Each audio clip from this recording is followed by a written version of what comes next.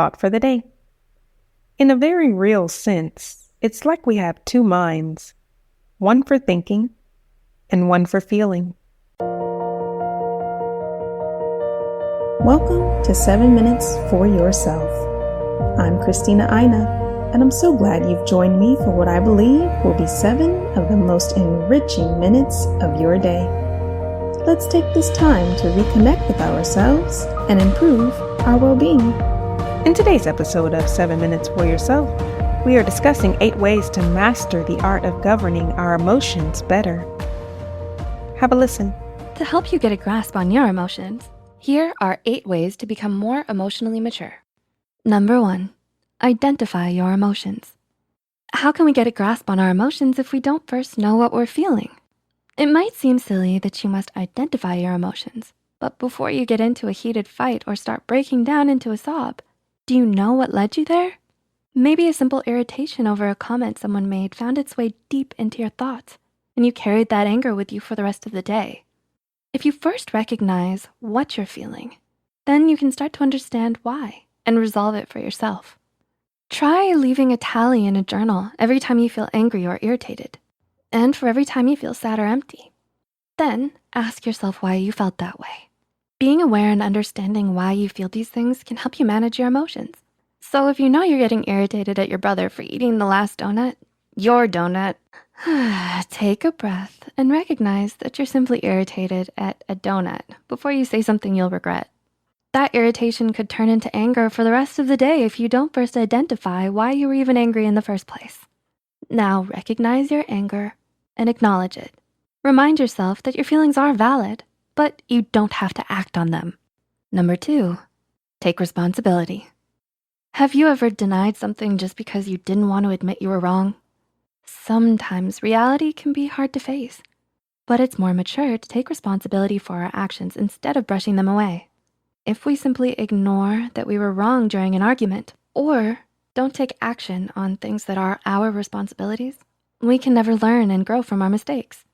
Being aware, holding yourself accountable, recognizing you were wrong, and learning from your mistakes shows that you're emotionally mature. Not only that, next time you're in the same situation, you won't make the same mistake twice. Number 3, find a role model. If you struggle with how quickly you react negatively in stressful situations, try looking towards someone you admire as a guide. What would they do? If someone you admire acts in an emotionally mature and positive way in tough situations, it's great to use them as a role model. Like Mother Teresa.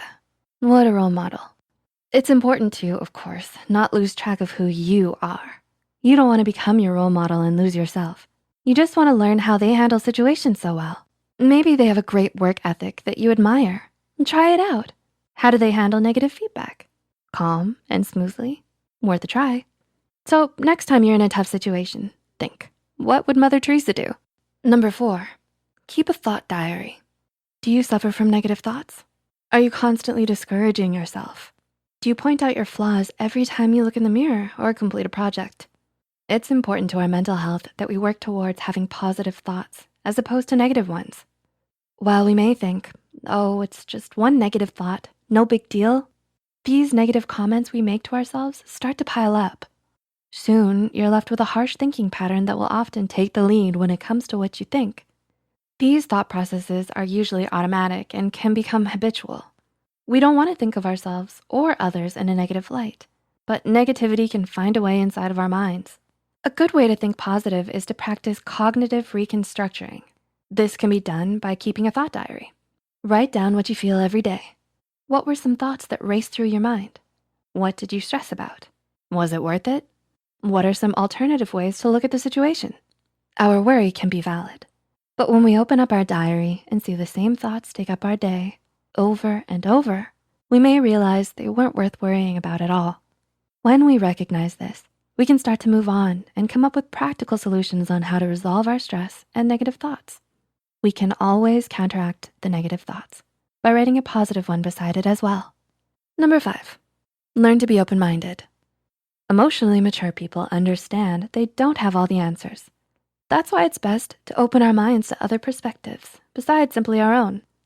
We may have a strong opinion on certain subjects, but it doesn't hurt to actively listen to another's opposing opinion Instead of thinking about ways we can persuade them that they're wrong, it's best not to judge someone or something right away. If we learn to be open-minded, even with the little things, we give ourselves the chance to try something new. We can enjoy different films or literature we might not have thought was our taste, try a unique recipe, and most importantly, hear others out.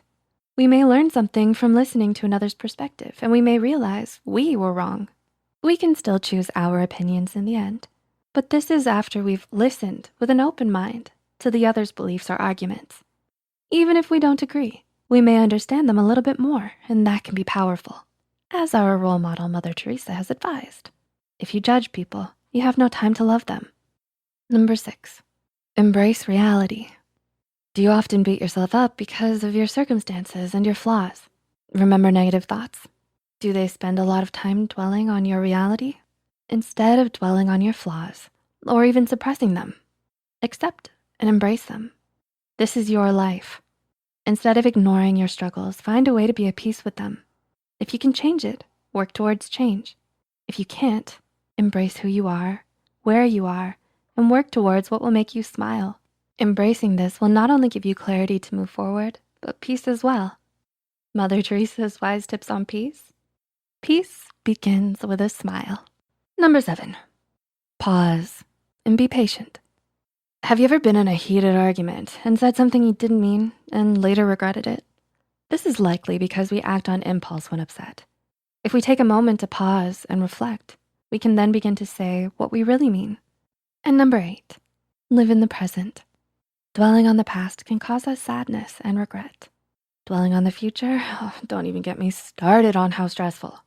So, while we can learn from our past and make choices for our future, we need to learn to live in the present. That concludes today's episode of 7 Minutes for Yourself. Please take a moment to rate and review the show on Apple Podcasts. Today and every day with your kiddo is a gift. Enjoy it. Thanks for tuning in.